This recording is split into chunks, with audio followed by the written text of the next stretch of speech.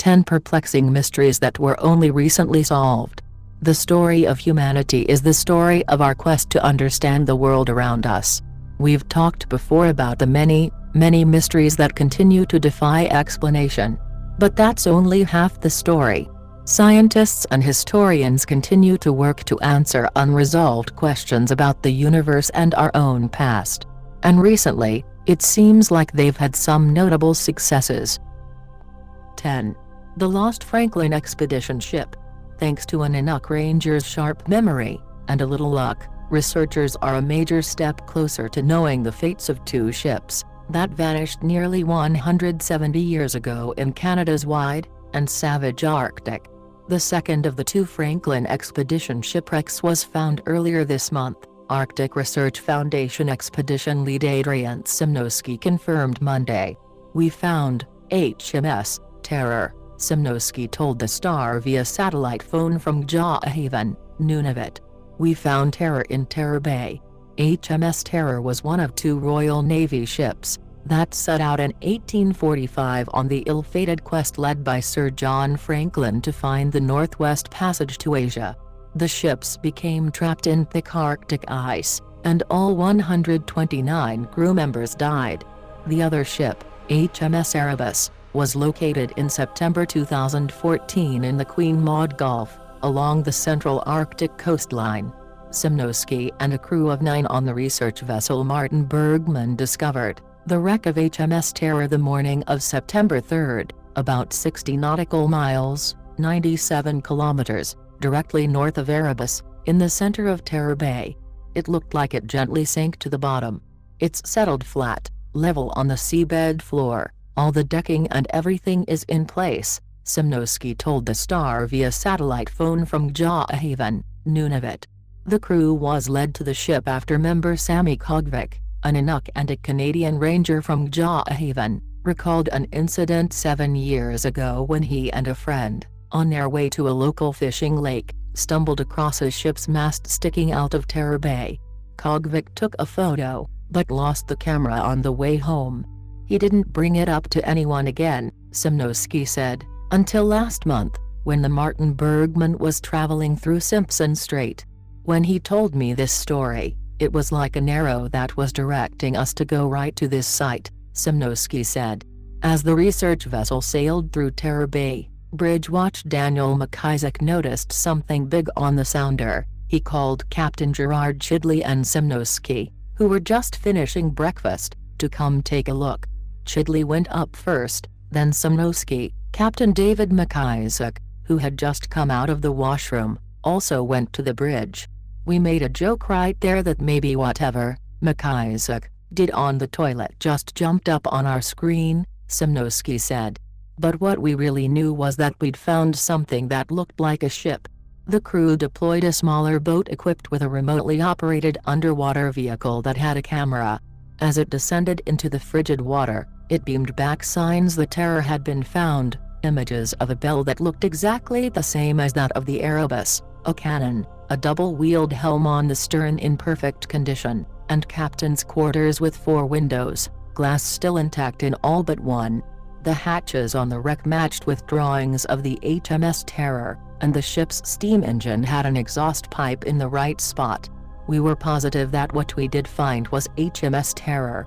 As the RAV roamed inside an open hatch, more hidden treasures, a mess hall, tables standing, a food locker, wine and spice bottles still in place, china plates with the same patterns as those on Erebus, neatly stowed in wooden racks. "It seems like everything was battened down for the winter, everything was shut down as fast as possible, and everything seems to be in place," Simnowski said. "We decided to take a detour to see if Sammy's story made sense, and it was because we listened to him. We had to follow his lead, and we found it." Kogvik declined to be interviewed by the Star, but his wife, Betty, said her husband called Sunday night with the news. "I'm speechless," she said from her home in Haven. "I only thought they were going out to the site where they found HMS Erebus last year. I'm so proud of Sammy. It's hard to describe. I've got my eyes wide open. I'm so surprised," she said. Contrary to prevailing theory, The vessel wasn't crushed by sea ice in the Victoria Strait, north of King William Island, before sinking. Finding her almost 100 kilometers south and in near-perfect condition, that's a shocker, said Canadian Ice Service research scientist Tom Zigan, who has worked on the search since 2010. Terror Bay was not really a super high priority. Zigan said naturally occurring ice flow patterns could explain the Erebus's final resting place, at the eastern extreme of the Queen Maud Gulf, but not the Terror's. It would be so strange for a ship to end up there naturally, he said. That lends credence to the idea that at least some members of Franklin's doomed crew might have returned to the Terror, Zigan said, perhaps in a desperate attempt to find a road back home again, though he cautioned that theory is, in the absence of more evidence, mostly speculative. The good news is that, with the Terror in such good condition, chances are good she will yield more clues to what happened to Franklin and his men, Zigan said. Any mystery worth pursuing has to be something that you can solve eventually, he said. Parks Canada's mission brief for this year's search says a small flotilla of ships sailed for the Arctic at the end of August and were to return by mid-September. The search vessels included the Canadian Coast Guard's icebreaker Sir Wilfrid Laurier, the Royal Canadian Navy's HMCS Shawinigan and the Parks Canada's Investigator. Ownership of both the Erebus and the Terror has been transferred to the Canadian government, and their resting spots are considered historic sites. Simnowski said a celebration and feast for the crew with the Jaw-a-Haven community is being planned for Wednesday or Thursday. It's important the community is involved, he added. After all, Inuit have been telling stories of the ship's final resting place for generations. This story, the Franklin story, is so closely linked to this community, and also it was Sammy who led us to this discovery. We are basically in the backyards of their home and, it's respect, Simnowski said. We are here to support the community in any way we can, as they would support us if we needed help. That's the way of the Arctic, that's the way of life in the Arctic, everyone helps each other out. 9. Egypt's strangely small war elephants. If you think back to history class, you might remember the tale of Hannibal's crossing of the Alps in 218 BC to sneak up on Rome during the Punic Wars. It was notable not just because he brought an entire army from Carthage to Rome the long way around, but because that army included elephants. The use of war elephants dates back at least to the 4th century BC, when Indian kings took Asian elephants into battle. The practice soon spread west to the Persian Empire and then northern Africa, where African elephants were put to military use. There's only one known case, though, of an African elephant-Asian elephant matchup, at the Battle of Raphia near Gaza on June 22, 217 BC. The battle, over the sovereignty of Syria, matched the forces of Ptolemy IV, pharaoh of Egypt, against those of Antiochus III, a Greek king whose reign stretched into Western Asia. Ptolemy won the battle, but not because his elephants were any help, at least according to Greek historian Polybius, who described the encounter in his work The Histories. A few only of Ptolemy's elephants ventured to close with those of the enemy, and now the men in the towers on the back of these beasts made a gallant fight of it, striking with their pikes at close quarters and wounding each other, while the elephants themselves fought still better, putting forth their whole strength and meeting forehead to forehead. The way in which these animals fight is as follows. With their tusks firmly interlocked they shove with all their might, each trying to force the other to give ground, until the one who proves strongest pushes aside the other's trunk, and then, when he has once made him turn and has him in the flank, he gores him with his tusks as a bull does with his horns.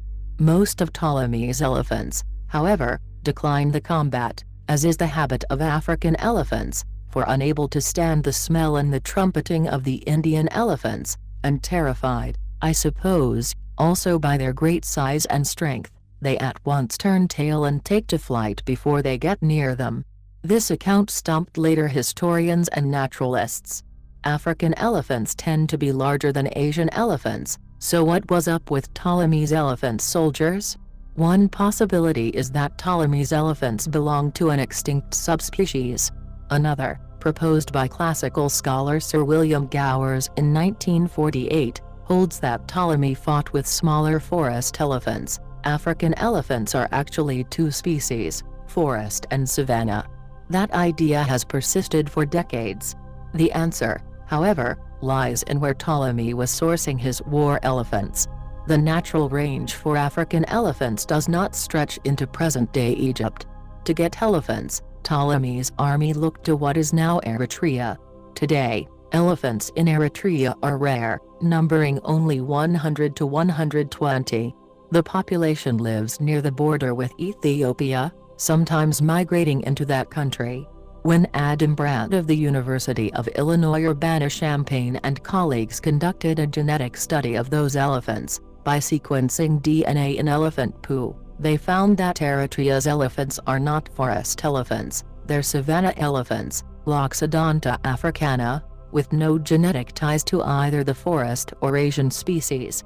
Most likely, the Greek historian who wrote about the battle added in his own interpretation as to the relative size of the elephants. Study co-author Alfred Roca of the University of Illinois Urbana-Champaign, wrote in an email. There were semi-mythological accounts in the ancient world that attributed great size to the elephants of India, and these were probably known to Polybius, and were likely the source of his belief that Indian elephants were the largest of all. The Eritrean elephant population shows signs of inbreeding and isolation, the researchers report in the January to February Journal of Heredity. That's not surprising because the population is small, and its nearest elephant neighbors are more than 400 kilometers away. Being a small, isolated population is generally not good for survival. But Eritrea's elephants are getting a helping hand from that nation's agriculture ministry. The ministry is trying to minimize conflict between humans and elephants, and they've seen some success. The range and size of the population appears to be increasing. If these elephants need a bit of a genetic boost, though, the researchers note that their study has identified Eastern Africa savanna elephants as the population with the closest genetic affinity to the Eritrean population and best suited for any future breeding or transplantation projects. 8. The Dark Side of the Moon. Ponder something for a moment. Most of humanity, people living today and those who died over the last 100,000 years, have never seen the far side of the moon with their own eyes. In fact, before October 7, 1959, no human had ever seen the other side of the moon, even in photographs. Last week marked the 55th anniversary of the first photographs of the lunar far side, taken by the Luna 3 probe. Today we're spoiled by the ubiquity of beautiful images from any number of spaceships exploring the solar system, but in 1959, the entire field of space exploration was very new. The Soviet Union had only launched the first Sputniks 2 years before, with the United States explorers following the next year. The first photos from the far side of the moon are singularly unimpressive to modern eyes. They are grainy, low-resolution black and white pictures, more scruff than science. However, when you realize how difficult it was to take those photos in 1959 and how new the images were to audiences on Earth, they become more moving. And not least, they were the first glimpse at a moon mystery we still haven't fully solved. Why is the far side so different from the side we see from Earth? The moon is tidally locked to Earth. It always presents the same face to us. As a result, humanity can never see the other side of the moon without going into space. The side we see contains the patterns of lighter and darker patches that form the man in the moon, or rabbit and tree, or whatever shape your cultural heritage prefers. I personally have never thought it looked like a face. Through even a small telescope or binoculars, you can see many of those patterns turning into mountains, craters, and darker regions known as mares. While the name means seas in Latin, the mares, pronounced mares, are solidified lava, the result of moon volcanoes that flooded the surface in the past. It's a reasonable guess that the far side would be the same, but it's not. As first seen by Luna 3 and confirmed by later missions, the far side of the moon is more heavily cratered and almost completely without mares. Those two facts are likely related, if the volcanoes wiped out older craters on the near side, but why the terrain is so different is something we still don't completely understand. That's the context of the Luna 3 photos from 1959. This was the third Soviet moon probe, preceded by Luna 1, which failed and missed the moon entirely, and Luna 2, which successfully crashed on the moon's surface. A successful crash is not an oxymoron if you planned it. Luna 3 had a different mission, to loop around the moon and send pictures back to Earth. The photographic technology on Luna 3 was simultaneously elaborate and primitive by modern standards. The probe carried a film camera with enough film for 40 pictures, which, since it didn't carry a human, had to be developed automatically aboard the craft. The film itself was designed to be radiation tolerant and resistant to high temperatures, since it would be exposed to direct sunlight without any atmosphere to block anything. The Soviet engineers achieved something remarkable. They designed a mechanical apparatus capable of taking photos, developing and drying the film aboard an unpiloted spacecraft, and then scanning them for transmission. The scanning involved technology developed for television, sweeping a thin beam of light, itself produced by an electron beam, back and forth across the developed film.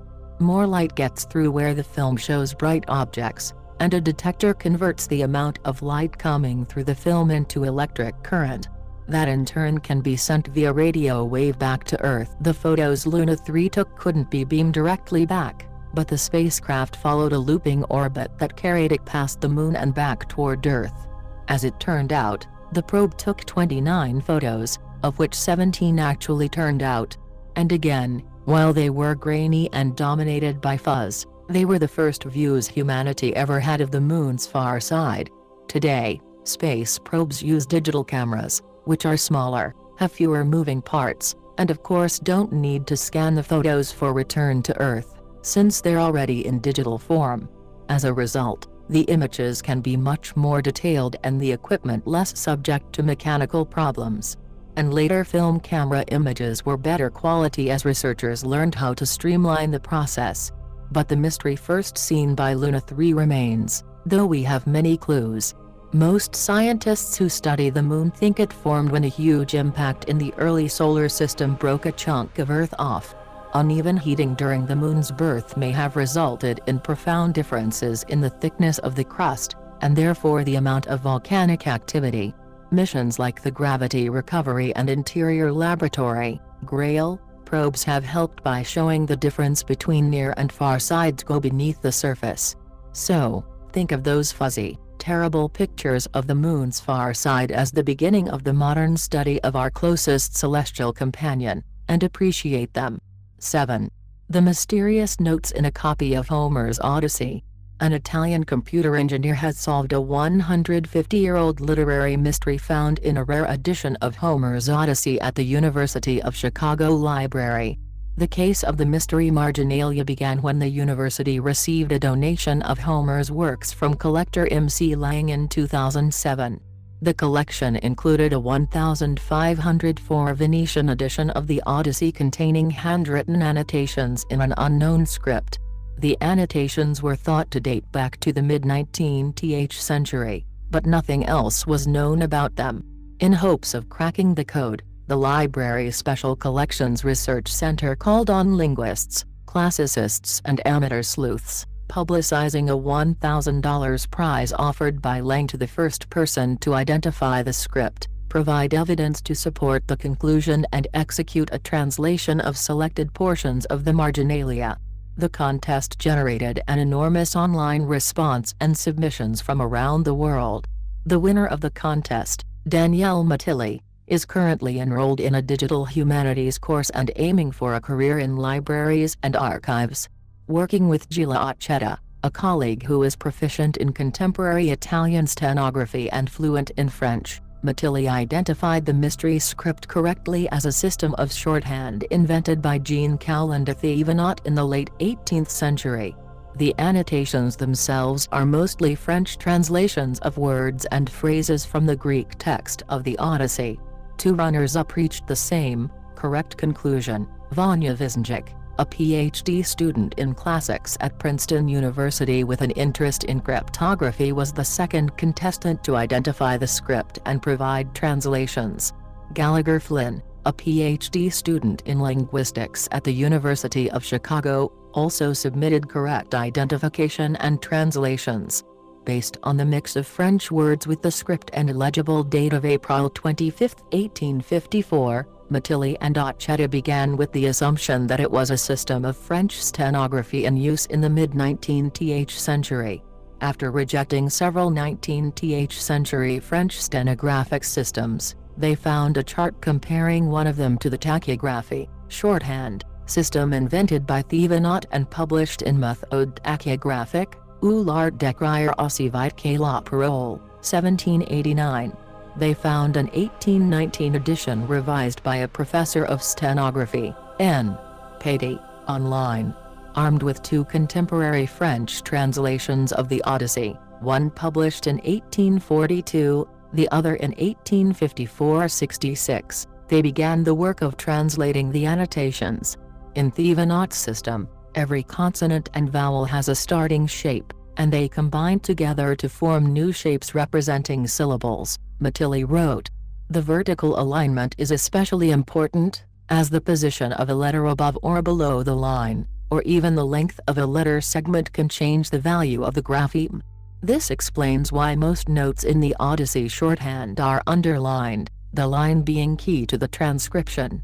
Matilli and Docetta are continuing to work on the annotations, and hope to discover the identity of their author and an explanation for why they only exist in one section of the text. While it's true that most rare books, archives or manuscripts from the Special Collections Research Center's collections do not generate such global excitement, each one contributes to learning and scholarship, said Alice Schreier, Assistant University Librarian for Humanities, Social Sciences, and Special Collections and Curator of Rare Books. M.C. Lang donated his Homer collection to the University of Chicago because he wanted it to be used by students and researchers. Because of this contest, the collection is now known to a worldwide audience of astute readers and scholars. A group of graduate students and faculty members produced a catalog of Lang's collection that formed the basis for an exhibition, now available online. Their work illustrates the potential of this collection and many others in special collections. According to Matilli, social media and electronic resources made it possible for him to identify the shorthand and translate the first fragments within just a few hours. If I didn't have access to online sources such as Google Books, the Greek word study tool of the Perseus Digital Library and the French Corpora of the CNRTL, I probably wouldn't have won. What great times we live in. It was also, for him, another confirmation of his desire to work in libraries or archives. Where else would I find such wonderful mysteries to solve? He wrote. 6. The Ocean Quack. The mystery of a bizarre quacking sound heard in the ocean has finally been solved, scientists report. The noise, nicknamed the bioduck, appears in the winter and spring in the Southern Ocean. However, its source has baffled researchers for decades. Now acoustic recorders have revealed that the sound is in fact the underwater chatter of the Antarctic minke whale. The findings are published in the Royal Society Journal Biology Letters. Lead researcher Denise Risch, from the U.S. National Oceanic and Atmospheric Administration, NOAA, Northeast Fisheries Science Center in Massachusetts, said, "It was hard to find the source of the signal. Over the years there have been several suggestions, but no one was able to really show this species was producing the sound until now. If it quacks like a duck, the strange sound was first detected by submarines about 50 years ago. Those who heard it were surprised by its quack-like qualities. Since then, the repetitive, low-frequency noise has been recorded many times in the waters around the Antarctic and Western Australia. Suggestions for its source have ranged from fish to ships. The researchers now say they have conclusive evidence that the bioduck is produced by the Antarctic minke whale." In 2013, acoustic recorders were attached to two of the marine mammals and recorded the whales making the strange noise. Dr. Risch said, It was either the animal carrying the tag or a close-by animal of the same species producing the sound. The researchers do not yet know under what circumstances the minke whales make their distinctive vocalizations, although the sounds that were recorded were produced close to the surface and before the mammals made deep dives to feed. The team says solving this long-standing mystery will help them to learn more about these little studied animals. Dr. Risch said, "Identifying their sounds will allow us to use passive acoustic monitoring to study this species. That can give us the timing of their migration, the exact timing of when the animals appear in Antarctic waters and when they leave again, so we can learn about migratory patterns, about their relative abundance in different areas and their movement patterns between the areas."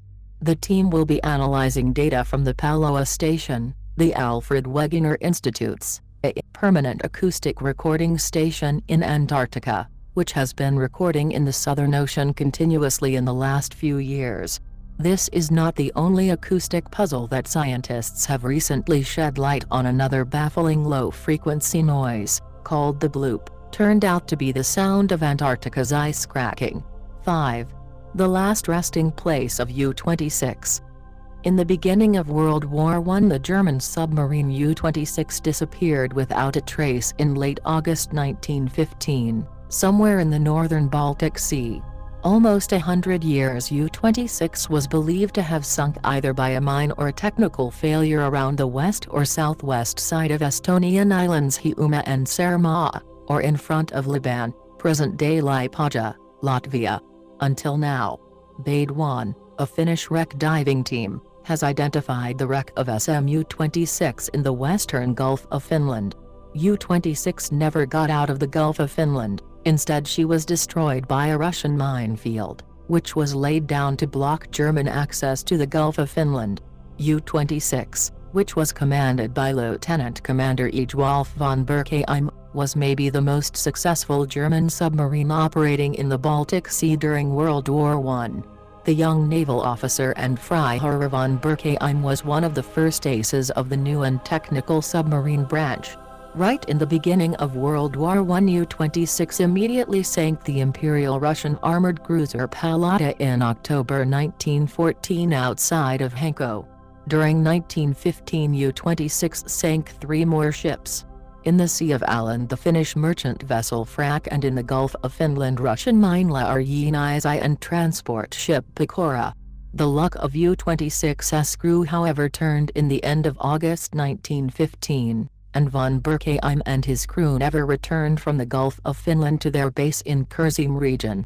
The wreck of U-26 and her crew rest in the same waters off Hanko as her largest and most prominent victim, the armored cruiser Palata.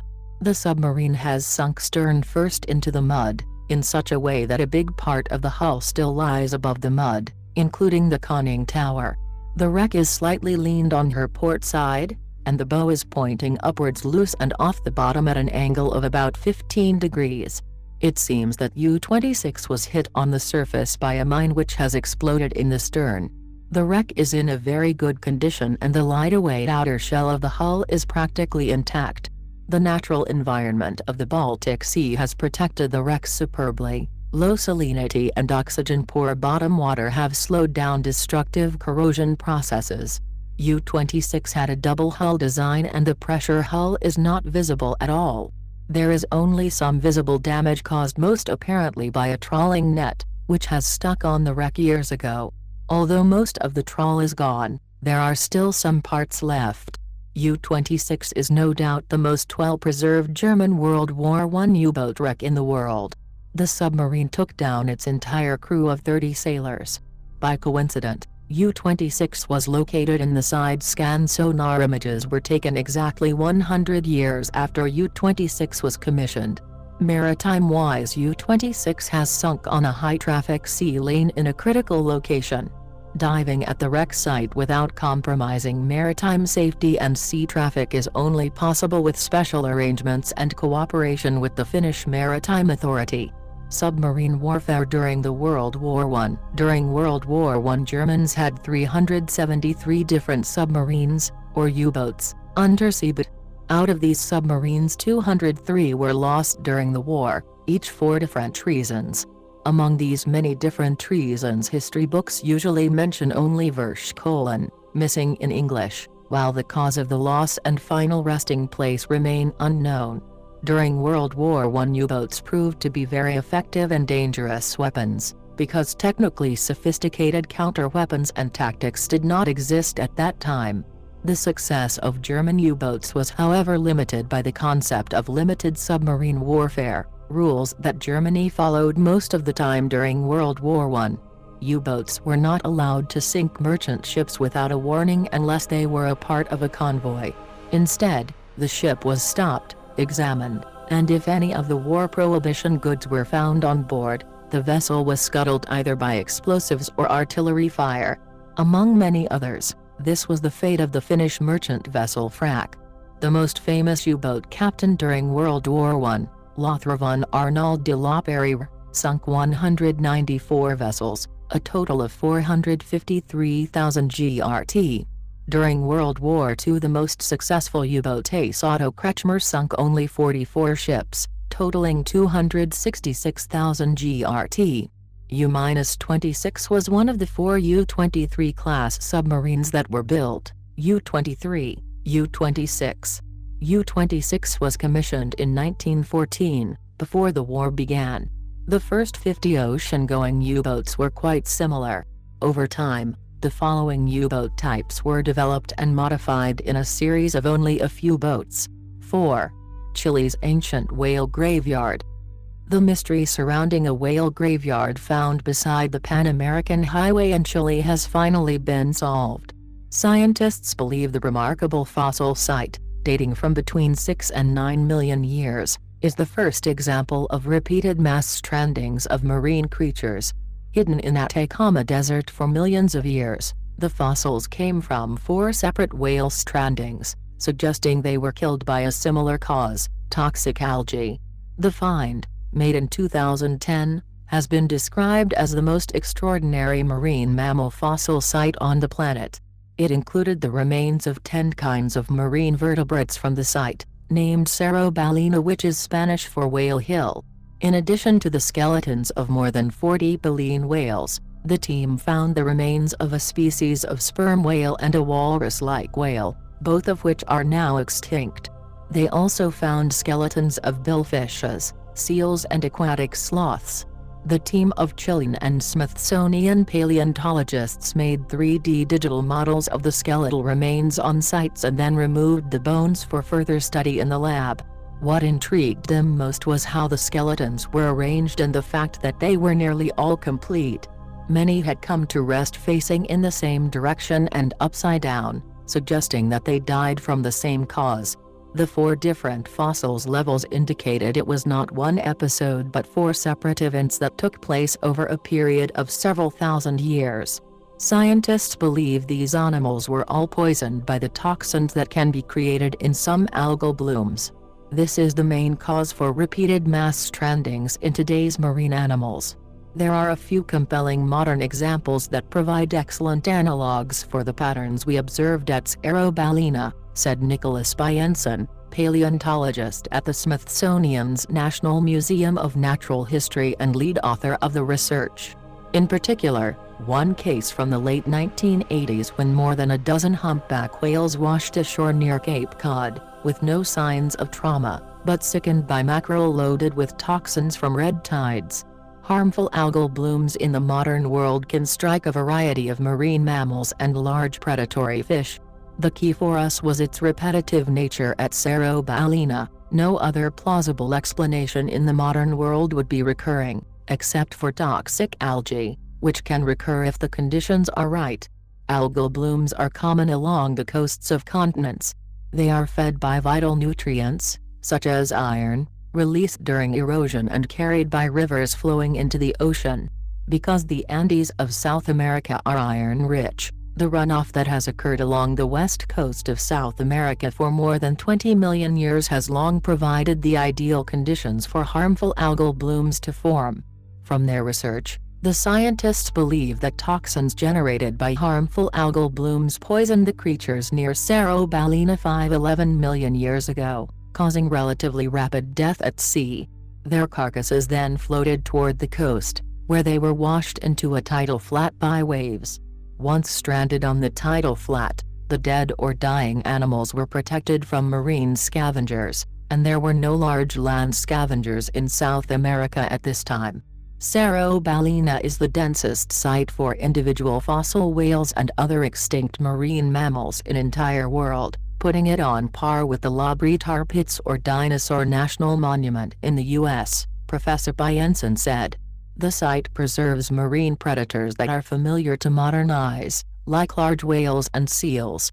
However, it also preserves extinct and bizarre marine mammals, including walrus-like whales and aquatic sloths. In this way, the site is an amazing and rare snapshot of ancient marine ecosystems along the coast of South America. 3. The Lost Anson. Aircraft investigations were far more difficult in the olden days, but apparently the mystery of a missing twin-propeller aircraft used during the World War II era was solved after 7 decades. On October 30, 1942, an Avro Anson Second World War aircraft lifted off from Patricia Bay on Vancouver Island for a routine training mission carrying a Canadian sergeant and 3 British airmen. The plane never made it back from the mission. The twin-propeller aircraft had remained lost to this day and the men were listed as missing in action for over 70 years. But it took a routine logging expedition to discover the remains of the plane as well as human remains and several artifacts. Finally, the descendants of the deceased have answers about what exactly happened. But 70 years later, a trio of logging engineers happened upon the wreckage. They came across some debris in the forest, and they figured it was a plane crash. There were wheels, the engine of the plane, mangled plane parts. There was a boot, shoes and a jacket, said Michael Pegg of Teal Jones Cedar Products Limited, whose engineers made the discovery, reported Metro News. But what is bizarre is the location where the plane was discovered. The engineers were working on a remote mountainside near Port Renfrew, BC, on the west coast of Vancouver Island. Apart from the fact that training missions rarely occur over such a terrain, especially on Vancouver Island, where the weather is severe, the location where the plane was discovered was barely 50 kilometers from where it had taken off. Since the wreckage was discovered first, the Department of National Defense was alerted. They found human remains and hence BC Coroner's Service was informed. After waiting for the brutal winter to subside, it took a coroner and a forensic anthropologist to carefully recover and identify remains as the 4 men listed on the flight's manifest, reported Daily Mail.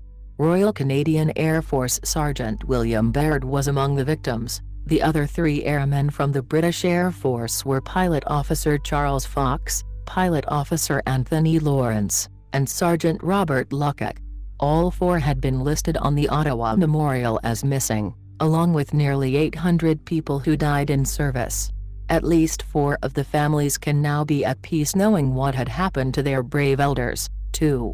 The identity of the Bosham head. A giant stone head unearthed in West Sussex more than 2 centuries ago has been identified as a statue of a Roman emperor dating back to AD 122.